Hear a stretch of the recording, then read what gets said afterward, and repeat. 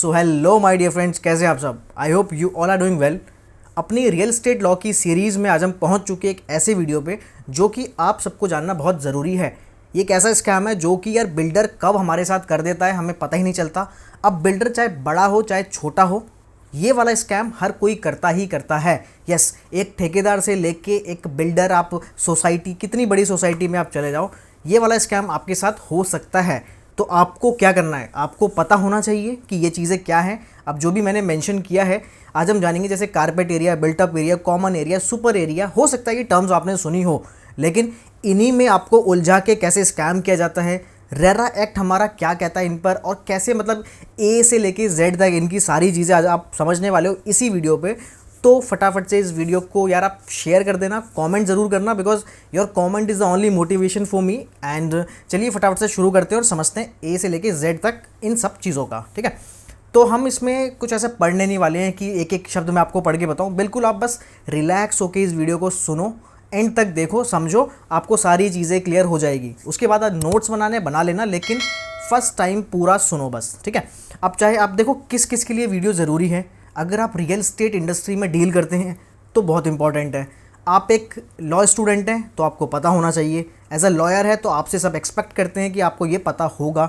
और अगर आप प्रॉपर्टी लॉयर हैं तो फिर आपके लिए मस्ट है। और कॉमन, अगर आप एक सिर्फ सिटीज़न हैं इंडिया के, तो आपको फिर भी पता होना चाहिए, ताकि आपका डिस्कशन 4 लोगों के सामने स्ट्रांग हो पाए और आप कुछ अपना ओपिनियन रख पाए। ठीक है, तो अब शुरू करते हैं। तो आज हम जानेंगे एरियाज़ के बारे में और इसमें क्या रेरा कहता है, कैसे हमारे साथ स्कैम होता है, सारी चीज़ें समझेंगे। देखो, सबसे पहले शुरू करते हैं। ठीक है, तो आपने एक 1000 स्क्वायर फीट का घर खरीदा, फ्लैट खरीदा। सिंपल सी बात है, सुनते रहना, कुछ मत देखना स्क्रीन पे। आपने 1000 स्क्वायर फीट का फ्लैट खरीदा। बिल्डर ने बोला देखो भाई ये 1000 स्क्वायर फीट का है, इसका इतने है, 1 करोड़ है, 80 लाख है, जो भी है। आपने कहा कि ओके, आपने खरीद लिया। अब आप देखते हैं, या फिर आपने पहले ही देख लिया कि 1000 स्क्वायर फीट यार बोल तो रहा है, लेकिन जो मुझे एरिया मिल रहा है फ्लैट के अंदर वो सिर्फ 650 स्क्वायर फीट है या 700 स्क्वायर फीट है, मतलब 1000 तो नहीं है।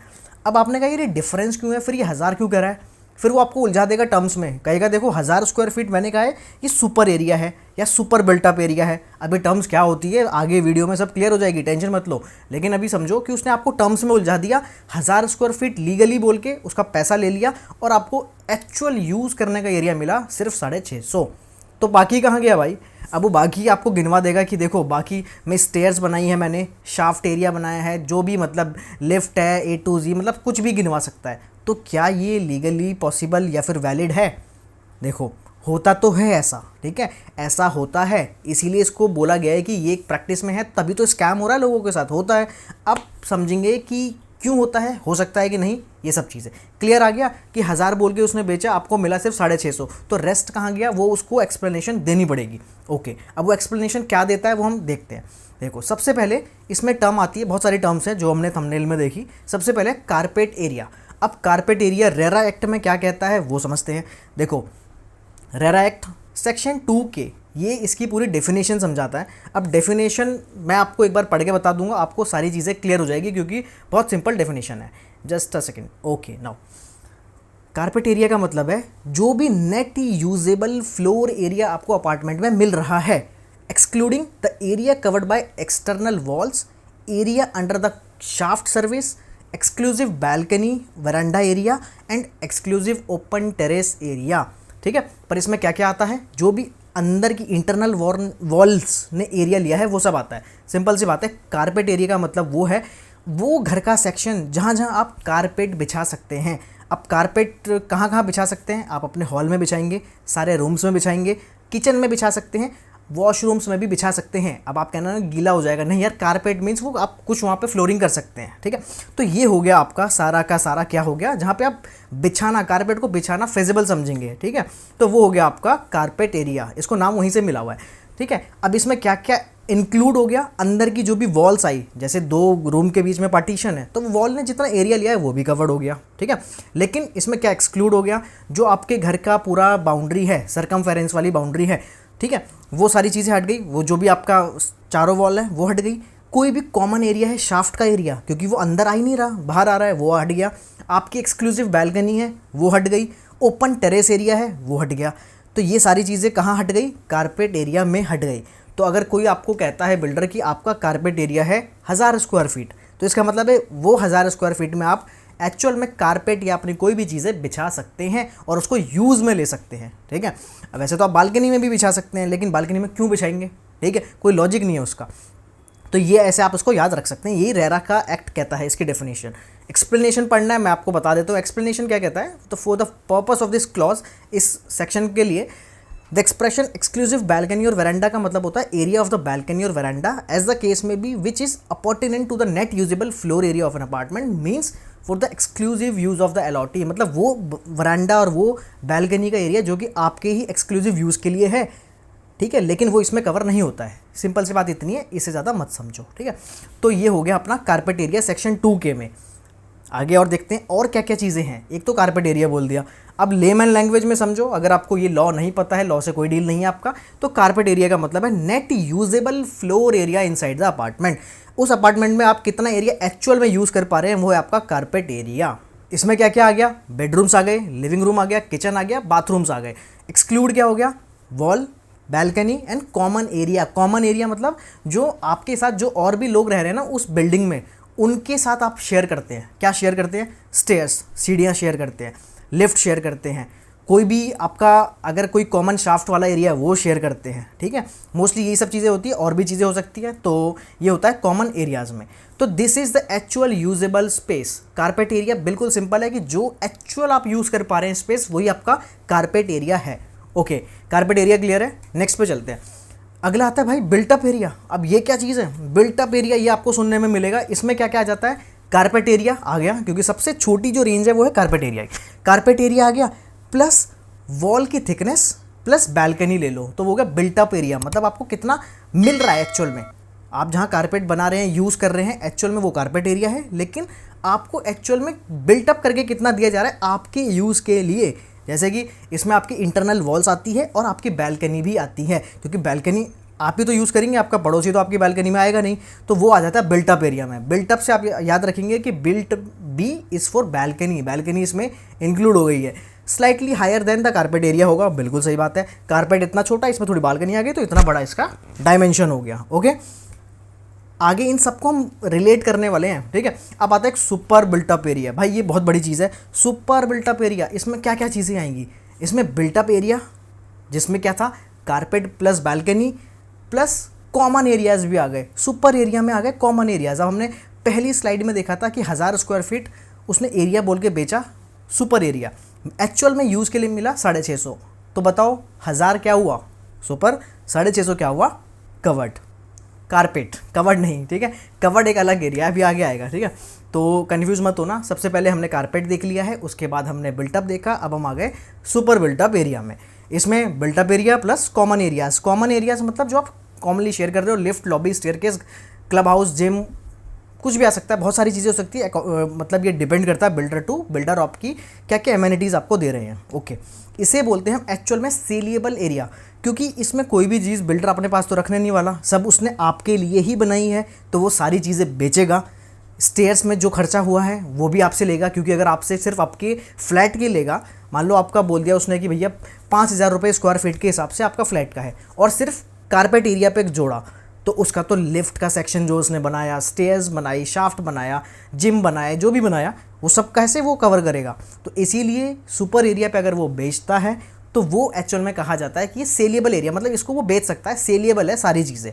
ओके, पर इसको रेरा क्या कहता है वो अलग चीज़ है, आगे समझेंगे, ठीक है। तो सुपर बिल्टअप बहुत बड़ा डायमेंशन है। बिल्टअप आ गया मतलब इसमें कारपेट आ गया, सारी वॉल्स वगैरह आ गई, बालकनी आ गई, और कॉमन एरियाज़ भी आ गए, सब आ गया super built up area. Okay, now तो चलिए इन दोनों इमेजेस की मदद से थोड़ा सा और क्लैरिटी ले लेते हैं, ठीक है।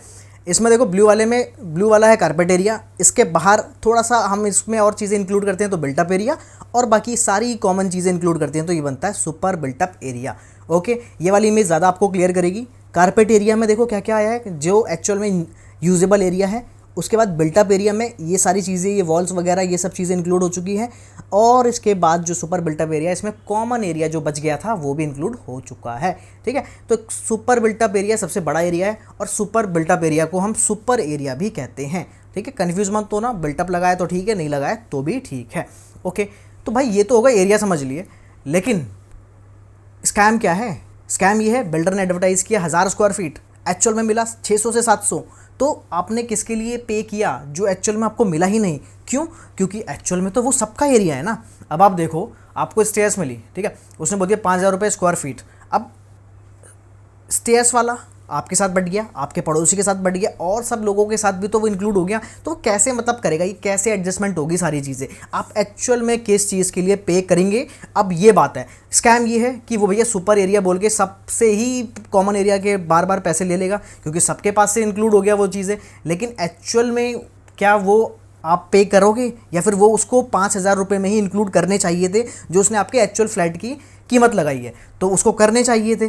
तो यही तो स्कैम है सारा। अब देखो इसमें क्या होता है, अब लोडिंग फैक्टर समझो। सबसे पहले हमने 3 एरिया समझ लिए, स्कैम हमें थोड़ा बहुत समझ में आ गया, पूरा नहीं आया क्योंकि वीडियो खत्म नहीं हुई है। पूरा तभी आएगा जब वीडियो पूरी खत्म होगी, ठीक है।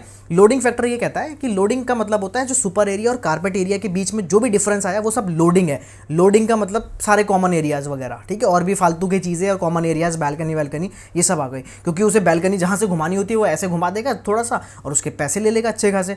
तो टिपिकली जो इंडिया में लोडिंग करी जाती है वो 25 से लेके 50% मैक्स है, 50% तक वो लोडिंग कर सकता है और करते हैं। ज़्यादा लोडिंग होगी तो आपको यूजेबल स्पेस कम मिलेगा, जाहिर सी बात है, ठीक है ना। तो अब ये मैटर क्यों करती है, क्योंकि देखो प्राइस कैलकुलेट किया सुपर बिल्टअप पे, बट आप रहते हो कारपेट पे। This increases your effective cost per square feet. बढ़ेगा नहीं बढ़ गया? बिल्कुल बढ़ गया, क्योंकि आपको एक्चुअल में मिला 650, लेकिन वो जो आपने वो 250 और 350 ज़्यादा दिया है, 350 स्क्वायर फीट का पैसा ज़्यादा दिया है। 350 इंटू 5,000 करोगे, 5,000 तो मिनिमम बता रहा हूँ दिल्ली एनसीआर या मेट्रो सिटीज़ का, तो अगर आप उससे मल्टीप्लाई करोगे तो लैक्स में कॉस्ट जाएगी। आपने उतना लाख क्यों दे दिया भाई, फालतू में दे दिया ना। तो यही तो स्कैम है सारा, कि लाखों लाखों फालतू लेके बिल्डर्स चल रहा है तो भाई चलता है, लेकिन कब नहीं चलता है वो समझेंगे। लोडिंग फैक्टर समझ में आया कि जो भी ऐसा एरिया जो कि सुपर माइनस कारपेट है, ठीक है। कॉमन एरियाज़ हमने मोटा मोटा समझ लिया, लेकिन जो एक्ट में कहता है सेक्शन 2N कहता है रेरा एक्ट का कि देखो कॉमन नाम से समझ में आ रहा है भाई सबके बीच में बंटने वाला एरिया है, लेकिन इसमें क्या क्या चीज़ें आती है। The entire land for the real estate project और where the project is developed in phases and registration under this act is sought for a phase the entire land for that phase, ठीक है। पूरी ज़मीन, सबसे पहले तो पूरी ज़मीन ही कॉमन है जिस पे वो पूरा प्रोजेक्ट बना है, कॉमन है कि नहीं? बिल्कुल है। मान लो बिल्डिंग टूट गई, कभी भी कुछ भी हो गया, ठीक है, नेचुरल कैलेमिटी कुछ भी हो सकता है कभी भी, तो वो आपकी रजिस्ट्री में सेल डीड में लिखा रहता है कि जितना भी आपका पोर्शन होगा आपके फ्लैट का उसी के हिसाब से आपको लैंड डिवाइड कर दी जाएगी। तो वो क्या है, कॉमन लैंड है ना, तभी तो डिवाइड हो रही है आपके बीच में। सबसे पहले लैंड ही कॉमन है, फिर staircase, lift lobbies, fire escape, common entrance exit of the building सब कॉमन है। उसके बाद कॉमन बेसमेंट है, टेरेस है, पार्क है, प्ले एरिया है, पार्किंग एरियाज़ हैं, कॉमन स्टोरेज वाला कुछ भी अगर ऐसा स्पेस है तो वो भी क्या है, कॉमन एरिया है। The premises for the lodging of persons employed for the management of the property, जहाँ आपके अगर सोसाइटी है तो जो सोसाइटी को मैनेज कर रहे हैं, सिक्योरिटी गार्ड्स है, मैनेजमेंट है, जो भी है, तो वो भी तो कहीं ना कहीं रह रहे होंगे ना ऑफिस बना के, वो क्या है, कॉमन है, ठीक है। उसके बाद इंस्टॉलेशन ऑफ सेंट्रल सर्विसेज जैसे इलेक्ट्रिसिटी, गैस, वाटर, सैनिटेशन जहाँ जहाँ इंस्टॉल हो रही है, एयर कंडीशनिंग एंड इंक्रीनेशन सिस्टम, और जो भी ये सारी water conservation, renewable energy, solar plant लगाए तो वो सब चीज़ें ये जहाँ जहाँ लगे हैं वो कहाँ हैं, ये सब कॉमन एरियाज़ में आते हैं, ठीक है। इसके बाद और क्या कॉमन एरियाज़ बच गए, जैसे कि वाटर टैंक्स है, ठीक है, सम्स है, मोटर, फैन, कंप्रेसर, डक्ट, जो भी ये चीज़ें लगी हैं जो सबके यूज़ के लिए आ रही है, वेंट्स लगे हैं, ये सब चीज़ें क्या हैं, कॉमन है। All community and commercial facility कुछ भी प्रोवाइड की जाती है, जिम है, क्लब है, आपका स्विमिंग पूल है, A to Z जो भी चीज़ें हैं, जहाँ बारात घर हो सकता है शादी का, कॉमन एरिया है। All other portion of the project necessary और convenient for its maintenance, safety and in the common use, तो वो सब क्या है, कॉमन एरिया है। ये बहुत अच्छी डेफिनेशन दी है एक्ट में, ठीक है। इससे बाहर कॉमन एरिया कुछ है ही नहीं, हो गया खत्म। तो ये हो गया कॉमन एरिया, समझ लिया हमने। अब ये देखो और ख़त्म, बिल्कुल ये आपका पूरा concept clear. Carpet area yellow वाला है, इसमें क्या बोला है, लिविंग स्पेस है, एक्सक्लूड कर दो वॉल एंड बैल्कनीज, ठीक है ना, वॉल्स एंड बैल्कनीज हटा दो, कारपेट एरिया बन गया। बिल्टअप बन गया, कारपेट एरिया जोड़ दो, वॉल्स जोड़ दो एंड बैल्कनी जोड़ दो, ये हो गया अपना बिल्टअप एरिया। अब वॉल कौन सी है, ये एक्सटर्नल वॉल है, इंटरनल तो आती है यार अंदर, इंटरनल वॉल को हम कैसे हटाएंगे, ठीक है, तो वो तो आएगी पार्टीशन वॉल, तो वो सब आने वाली है, लेकिन बिल्टअप में आ जाती है कारपेट एरिया प्लस वॉल आ गई, एक्सटर्नल वाली वॉल आ गई एंड बैल्कनी आ गई, ठीक है। उसके बाद सुपर बिल्टअप एरिया, मतलब बिल्टअप एरिया भी आ गया plus lift, lobby, common, ETC सारी चीज़ें आ गई, सुपर बिल्टअप। अब आप खुद से पूछो क्वेश्चन कि भाई सुपर बिल्टअप एरिया में पैसे लेना क्या जायज़ है? अगर वो हर एक एक कस्टमर से, अपने एक एक अलॉटी से, अपने एक एक जो भी बायर है उससे सुपर एरिया पे ही पैसे लेगा, तो क्या बिल्डर स्कैम नहीं कर रहा है? बिल्कुल कर रहा है। सुपर बिल्टअप एरिया मतलब हमें पता तो चल गया कि 1200 303 मतलब वो कुछ भी जोड़ के बता सकता है कि देखो इतना इसका एरिया कॉमन, ये मतलब सब में बढ़ गया तो इतना आ गया आपका।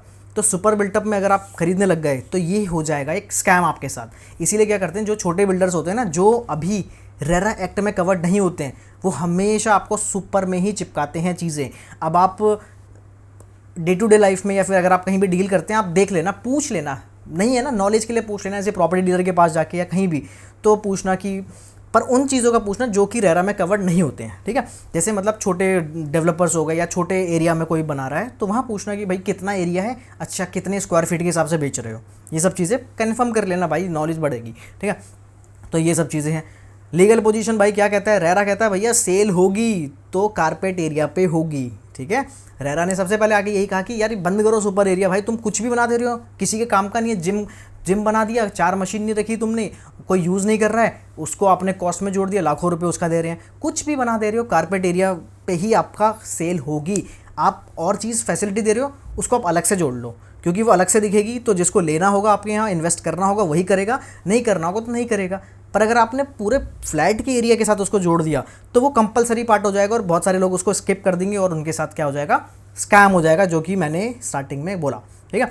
Builder must disclose exact details, बिल्कुल शेयर करेगा कि भैया कितना कारपेट एरिया है, कितना सुपर है, क्या क्या कॉमन में हम दे रहे हैं। मिसलीडिंग एडवर्टीजमेंट्स आर इलीगल होगी, वो तो हमेशा ही होती है रेरा में। और रेरा एक ऐसा मतलब एक ऐसी रेगुलेटरी बॉडी है ना, जो कि एक्चुअल में नाप देती है बिल्डर्स को, क्योंकि बिल्डर बहुत स्कैम करते हैं, पता है कि बिल्डर के पास बहुत अंधा पैसा है, ब्लैक में वाइट में किसी में भी बोलो, इसलिए रेरा छोड़ती नहीं है उनको। अगर उसको ज़रा सी भी गलती मिल गई ना, क्योंकि मैंने ये पर्सनली देखा हुआ है, ज़रा सी बस उनको कहीं से हिंट मिल जाए, नप गया बिल्डर, वो उसमें उनका लाखों का खर्चा करा देती है, बहुत छोटी सी मिस्टेक में भी। ऐसी मिस्टेक्स मैंने प्रीवियस वीडियोज़ में भी शेयर करी है, जो भी इसी सीरीज़ की हैं, तो अगर आप देख रहे हैं तो आपको पता होगा, ठीक है। तो ये हो गया इसका लीगल पोजीशन। अब भैया अपने आप को बचाएं कैसे, सिंपल सी बात है, 5 चीज़ें चेक कर लो, चेक करो, always check carpet area in the agreement. Carpet area देखो, सुपर पे मत जाओ, हो सकता है उसने कारपेट मेंशन ही ना किया हो, मेंशन करवाओ भैया कारपेट कितना है, उसे वेरीफाई करो, रेरा रजिस्ट्रेशन को वेरीफाई करो कि ये जो बिल्डर है ये एक्चुअल में रेरा अप्रूव्ड है कि नहीं है, और है तो क्या इस डेट पे भी है, हो सकता है कि भले रहा हो बाद में कैंसिल हो गया हो, तो चेक करो। बहुत इजी है, मैंने वेबसाइट में पूरा दिखाया भी था कैसे कंप्लेन करनी है, उससे सारी चीज़ें। कोई भी डाउट होता है कमेंट करो, पूछो यार, मैं बता दूंगा, बना दूंगा वीडियो, कोई दिक्कत नहीं, ठीक है। अब पूछो, आस्क फॉर लोडिंग परसेंटेज, पूछो कि आपकी लोडिंग परसेंटेज कितनी है। अगर आप ऐसे क्वेश्चन करोगे ना घर खरीदते टाइम, बेचते टाइम, या फिर डील करते टाइम, कहीं भी किसी के भी साइड से, तो लगेगा कि यार आपको नॉलेज है, आप कुछ देख के आए हो। और 10-15 मिनट की वीडियो से अगर आपको एक इतनी अच्छी नॉलेज मिल रही है, तो यार एक लाइक बनता है, एंड शेयर एंड कमेंट तो ज़रूर बनता है, क्योंकि मैंने बता दिया यही मोटिवेशन है। आप जब कमेंट करते हैं अच्छे अच्छे एंड लाइक करते हैं तो मज़ा आता है और वीडियो बनाने में। बताओ कोई भी टॉपिक हो तो बताओ, उसमें वीडियो बनाते हैं। लॉ का कोई भी टॉपिक हो, कोई टेंशन नहीं है, वीडियो बन जाएगी, कोई दिक्कत नहीं, ठीक है। कंपेयर करो उसके ब्रोशर को और उसके लीगल डॉक्यूमेंट को, क्योंकि ब्रोशर जो होता है वो कुछ अलग कह सकता है, लेकिन जब वो एग्रीमेंट साइन कर रहा है तो वहाँ झूठ नहीं बोलेगा। तो उसको ज़रूर चेक करो कि जो आपको बताई गई चीज़ें हैं, जो एक्चुअल चीज़ें हैं, वो सेम है कि नहीं। और लास्ट में रीड करो अपना पूरा का पूरा अग्रीमेंट, जो होता है अग्रीमेंट टू सेल, ATS उसे बोलते हैं, उसको अच्छे से रीड करो, और उसमें जो वही टर्म्स होनी चाहिए जो आपको बताई गई है और जो आपको समझ में आई है। कभी भी ऐसा होता है कि नहीं समझ में आई है, दोबारा पूछो, समझो, घर ले जाओ, मत करो वहाँ पर साइन, कोई दिक्कत नहीं है, टेक योर टाइम, पर अच्छे से उसको देखो, ठीक है। तो ये हो गए 5 चीज़ें अपने आप को बचाने के लिए। इसके बाद होती है इस वीडियो का एंड। हमने समझ लिया इसमें बहुत सारे एरियाज़ क्या होते हैं, कैसे स्कैम होता है, कैसे बचना है, रेरा क्या कहता है, ये सब चीज़ें हमने समझ लिया, ठीक है। अब आपका काम सिर्फ इतना है कि आपको बताना है कमेंट में वीडियो कैसी लगी, कोई नया टॉपिक चाहिए तो उसके बारे में बताओ, एंड मिलते हैं नेक्स्ट वीडियो में। Till then bye bye.